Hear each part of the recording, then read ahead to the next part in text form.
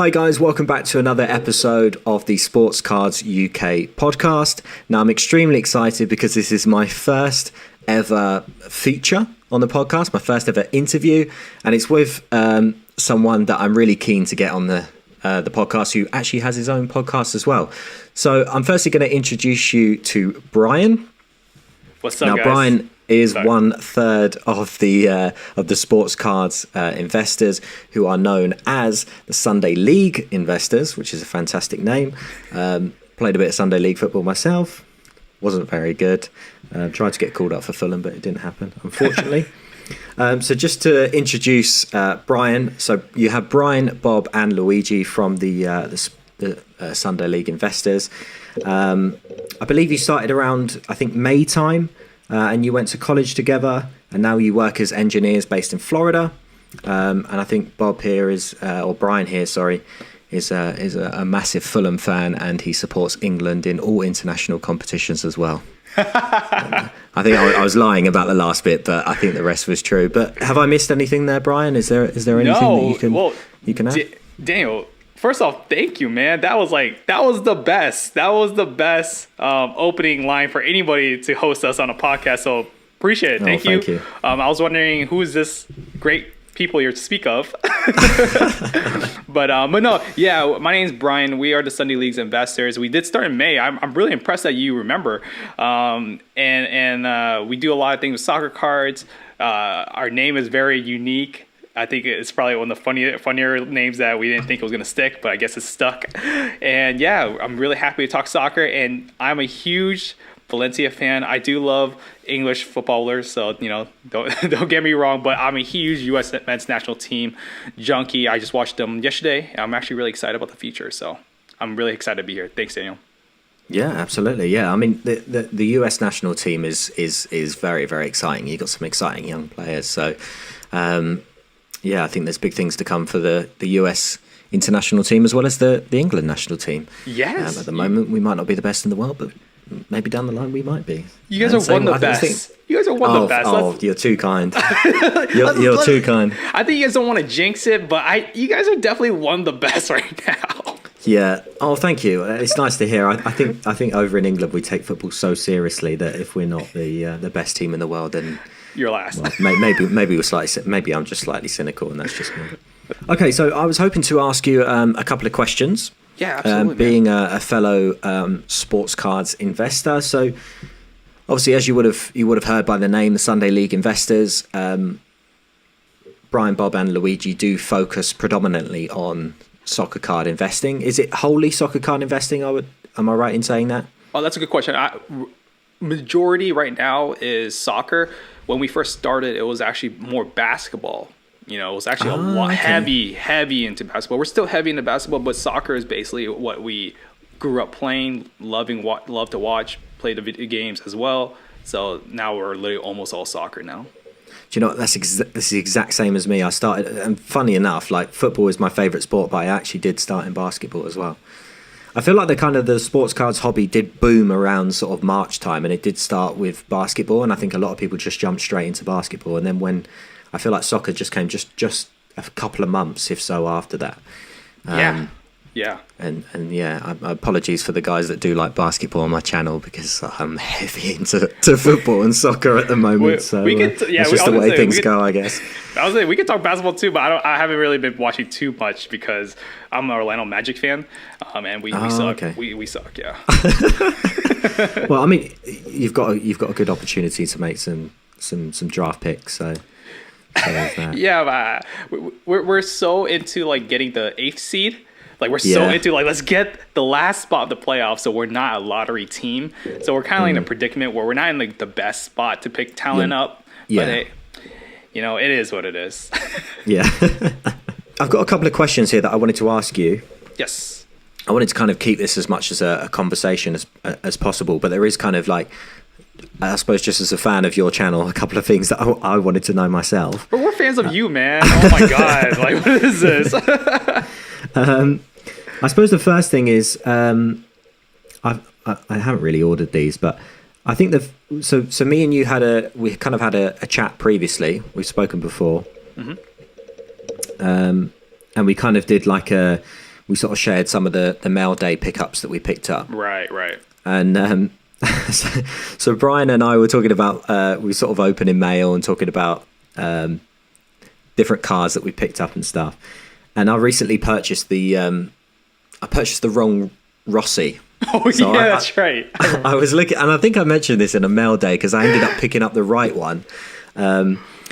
But Rossi used to play for Juventus. His first team was Juventus, and then he made a loan move to Serie B for a team called Como, I think it is.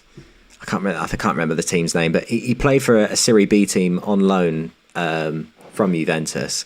There was also another player that played for that team in 75 or whenever it was, 76, called Rossi. And I just went on eBay and I searched up Paolo Rossi sticker, and then this sticker ended up coming up, and I think I just selected the wrong Rossi from the drop down because there was a drop down of like loads of players. I just saw Rossi, gotcha. And I just selected it and went, yep, buy two quid, no problem, done. And it was a second year sticker.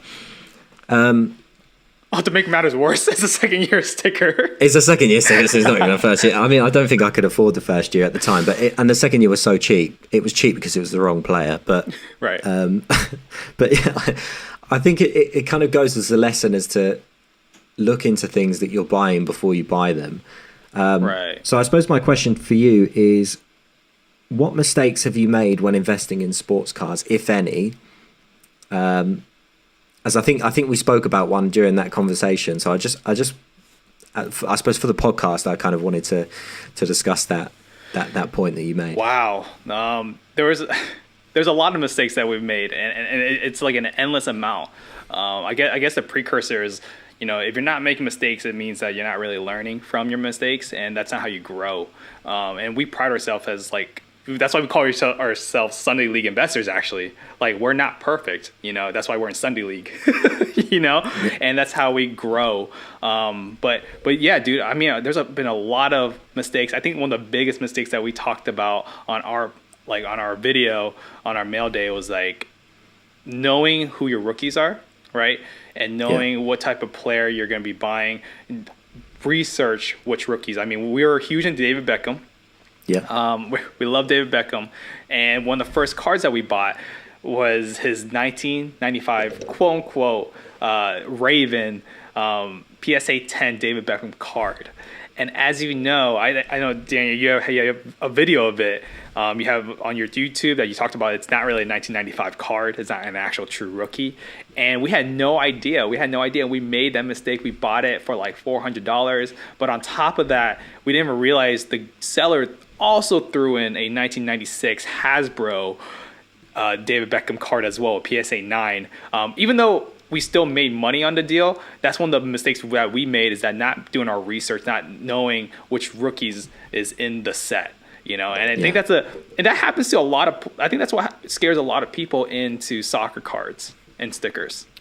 Yeah. And I think, did you speak about a card as well where you said there was one that was off center? Was it? Oh, yes. Sorry. There's so many mistakes. That's why I wasn't sure which one we're going to talk about. So when we spoke about the Raven, just to touch on the Raven point, we spoke about that before, and necessarily, I said that wasn't necessarily a bad buy. And I still think that buying the Raven card isn't necessarily a bad buy, because the value is still there. The fact that you got the Hasbro card with that was a bit of a win as well, because that card's picked up in value, especially as of recent. I've seen there's a few people that are selling that in the UK, and sales have gone up to about £60 at the moment just for the card raw.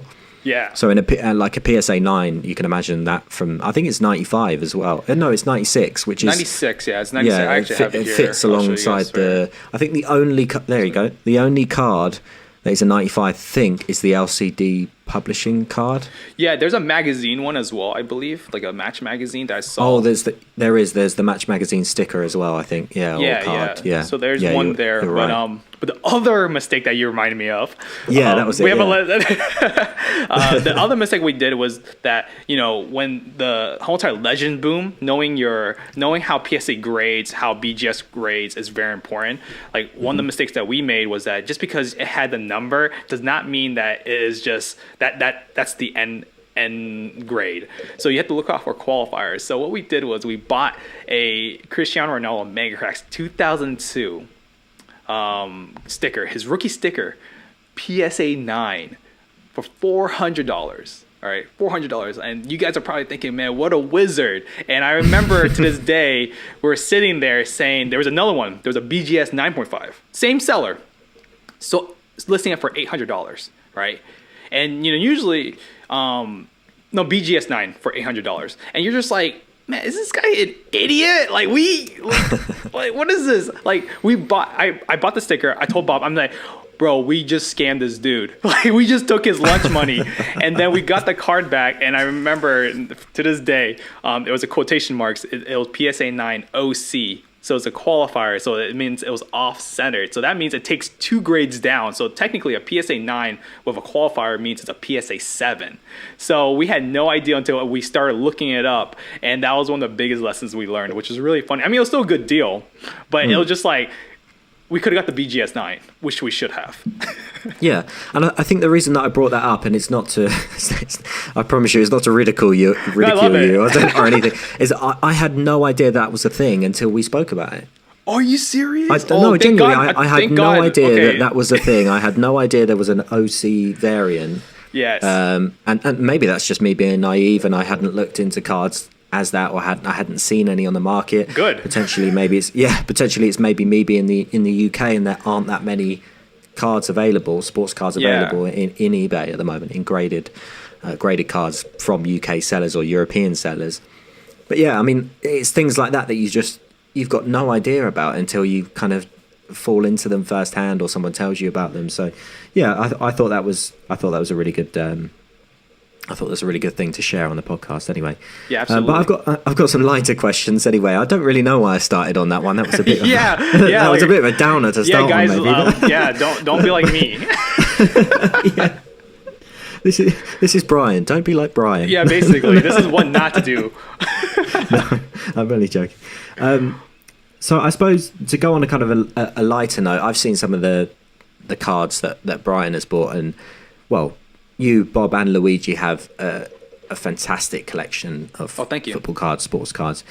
But I wanted to ask you personally, what's your favourite card that you've got, or your favourite investment that you've made thus far? Wow, that's a very good question. I wasn't even. I know you sent me the questions. I didn't look at it. About 10 minutes before we started the podcast. So wow, that's probably question. My fault there. But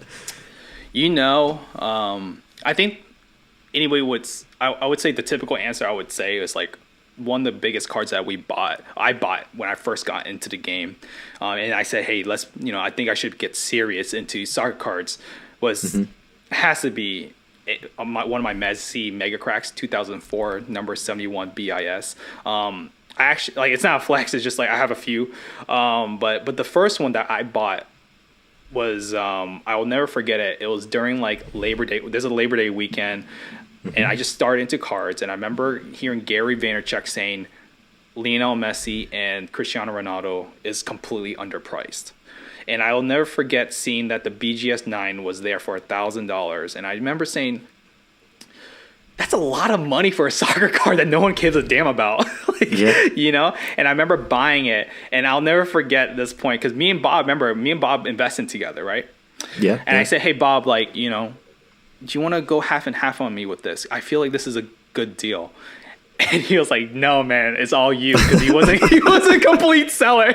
And to this day, I give him so much crap for it, because he could have had a BGS 9 Lionel Messi 2004 Mega Cracks number 71 BIS for $500, half a piece of it. Yeah. And that has to be one of my favorite cards, because that was the day I said, you know what? I think this is soccer is for real. I think soccer is for real, and this is and obviously it ended up being a very good investment. But yeah, that was the day when I said this is for real. Yeah, and do you know what? That's a great story. And the first card I bought was because Gary Vaynerchuk said that this card is undervalued, and it's a completely different card from a completely different sport. I watched a video where he said. The Michael Jordan rookie sticker is undervalued, and it's the first card I went and bought. And that's crazy that I had no idea that that's how you ended up buying that card. So yeah. It's crazy that you say that. He's a huge influence, isn't he, on the sports cards market? He is. It's crazy. And some people hate him for it. Some people love him for it. I'm just kind of like indifferent about it because he's helped me a lot with little things. Because like when he said Lionel Messi and Cristiano Ronaldo, it was actually on a stream, and he subtly said it. He says, "Yeah, I mean, I feel like Lionel Messi and Cristiano." I was like, "What? Hold up." He was talking about Luka Doncic, and I was like, "Hold up." He just said Lionel Messi, and that got me into a rabbit hole. And yeah, it's just funny that you said the Michael Jordan sticker. I wish I bought some Michael Jordan stickers. That would have been really sick. Yeah, it's not as much as his card. The card is one that I maybe at one point will end up buying, but the sticker was kind of I suppose a second best. But as a beginner, it was, I think, quite a good. Well, it's turned out to be quite a good investment. So yeah, a tad bit, especially after The Last Dance, I was like, yes, they're bringing out a documentary just after I bought. I could. To be fair, it was actually at the peak of The Last Dance. It was worth more than it is now.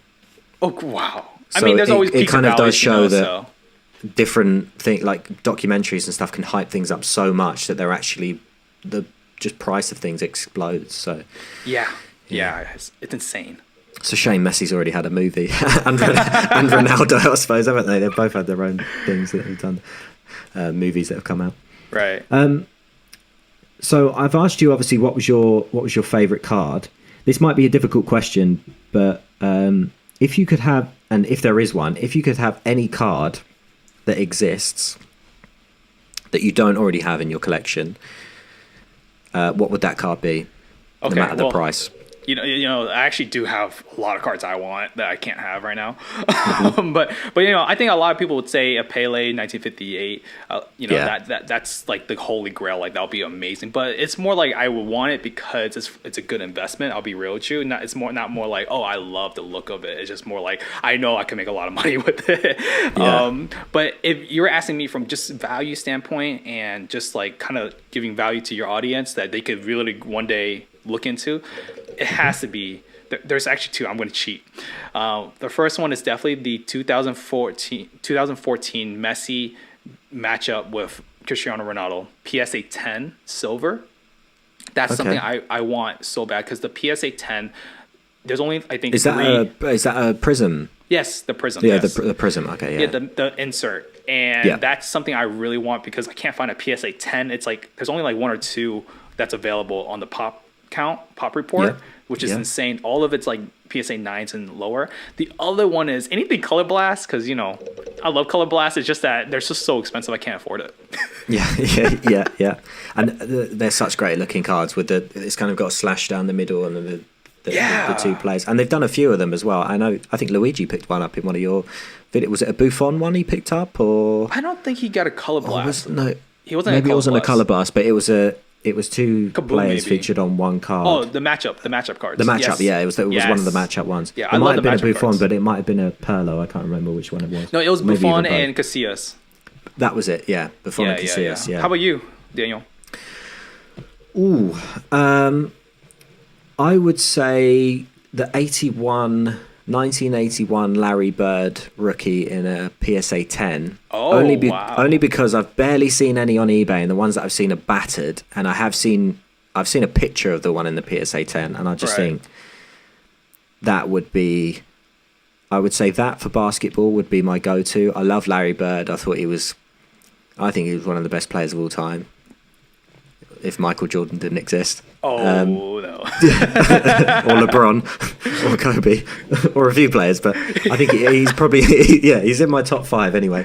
Love Larry Bird, and that he's got a really cool picture of him in a Celtics bomber jacket. Oh, sick! Okay. So I really really like that card.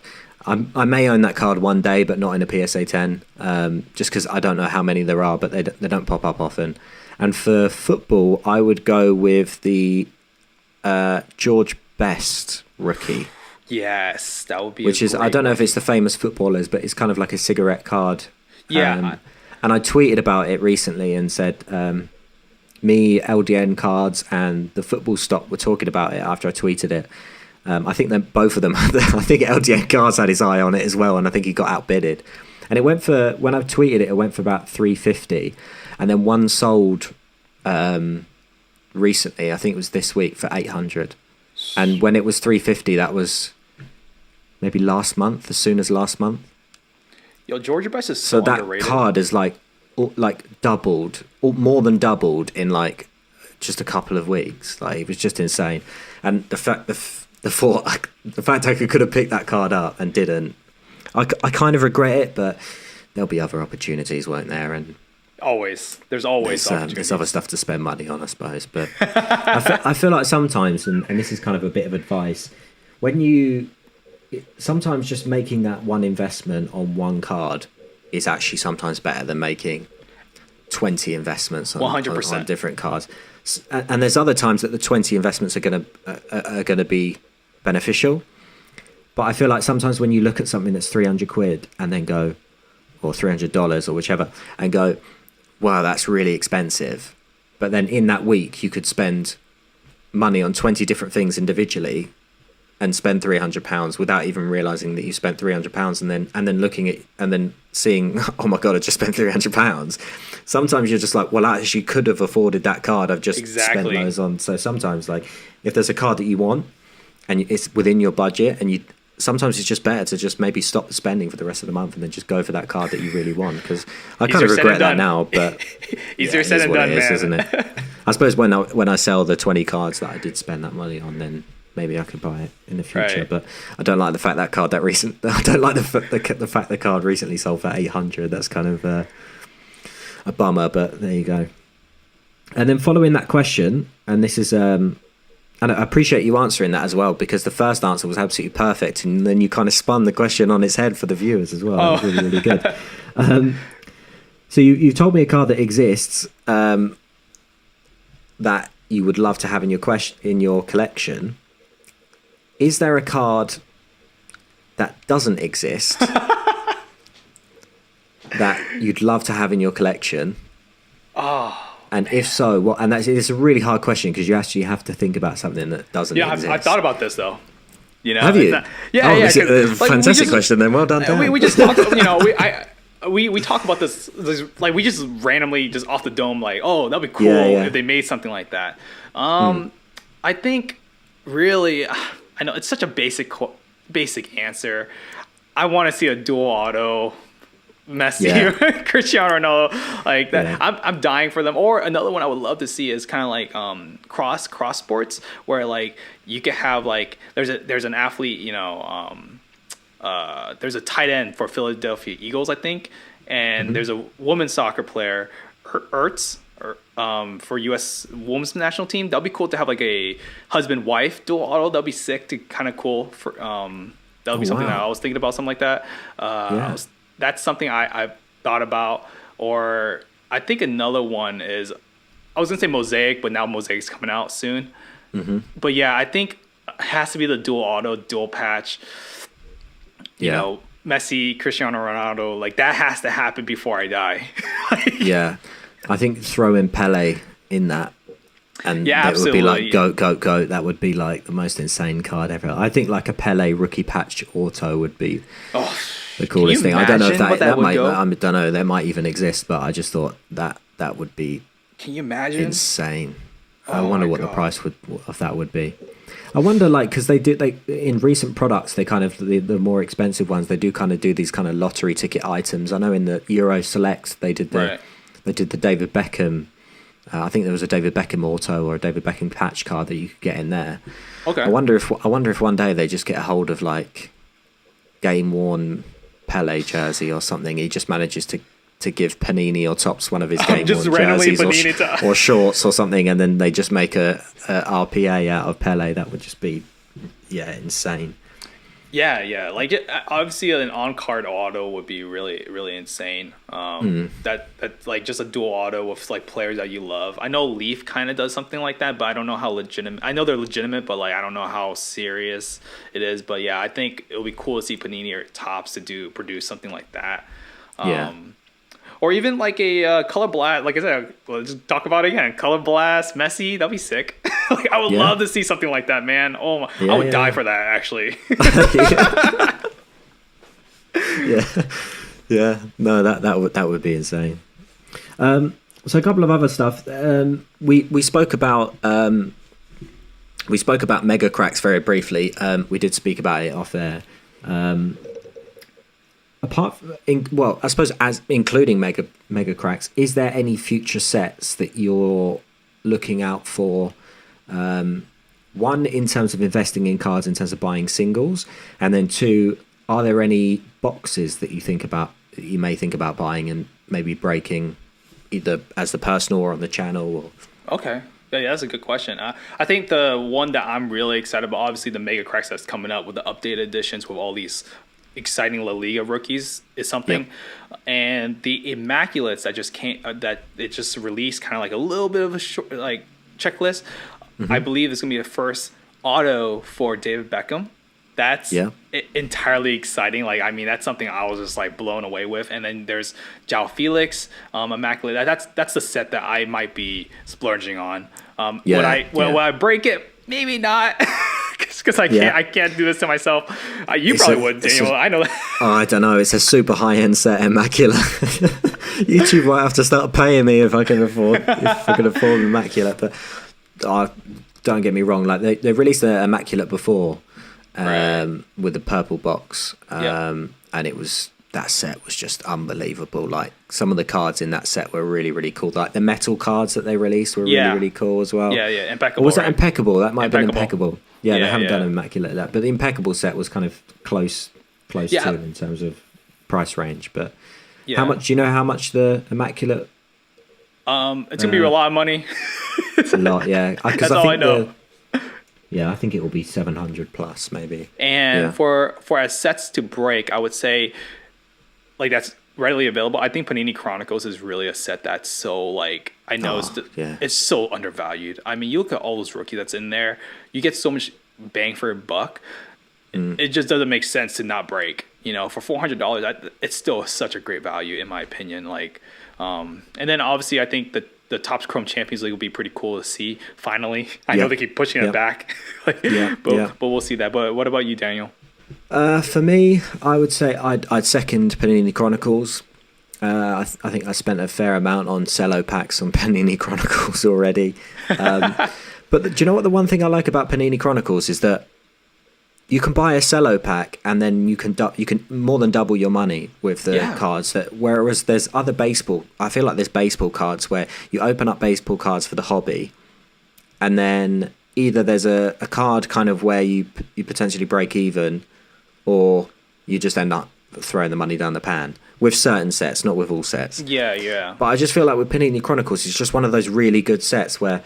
And I think this year we've been extremely lucky with the rookies that have been included within the Panini Chronicles, because it's the first year for Panini Chronicles, and they have been giving every Tom, Dick, and Harry a rookie card that maybe they shouldn't have. There's a few kind of 30-year-olds where you're questioning why they were given a rookie card.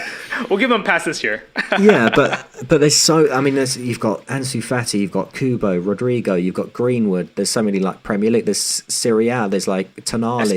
Esposito. There's so many good rookies. I mean, just insane. Just mind blowing. Yeah, I bought his. I actually bought one of his the XR card recently. Oh, sick. Okay, cool. Yeah, so I was really excited to pick that up and got a sticker of his, which I think I showed you actually. Yeah, I remember that. Yeah. Yeah. But yeah, I think Panini Chronicles is the one that most excites me, and Prism. Panini Prism Premier League. That's true. How would I forget about that? Like, we're just so boggled in and everything, but like, how are we gonna miss the flagship set? Yeah, you got me there. That would have to be it for me, just because obviously you've got Fulham cards to collect now. So Tim Ream, baby. Yeah, well, there you go. Whether we stay up or not, I hope we do.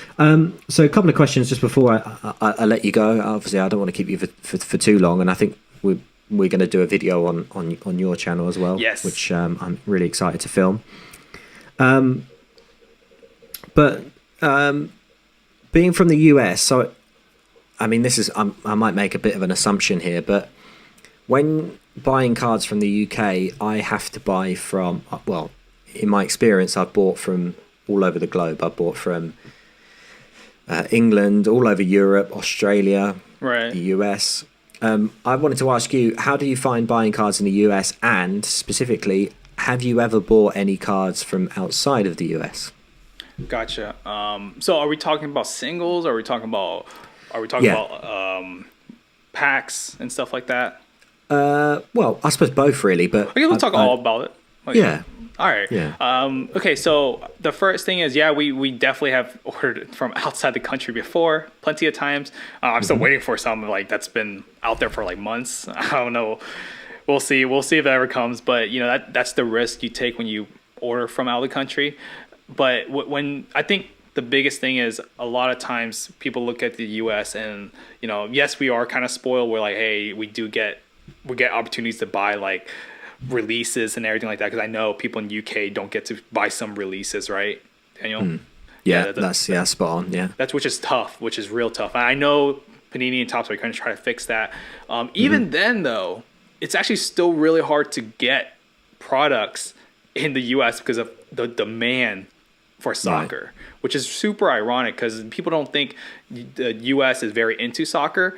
But they are like just collecting, investing in general. Like breaks are still really expensive in the U.S. Local card shops are now always selling soccer cards, soccer packs, soccer boxes, and we still have to deal with shortage of supply. So it's still as hard. I wouldn't say as hard as UK, but it's still pretty hard. It's not like, hey, we can walk into Walmart and get like a gel pack.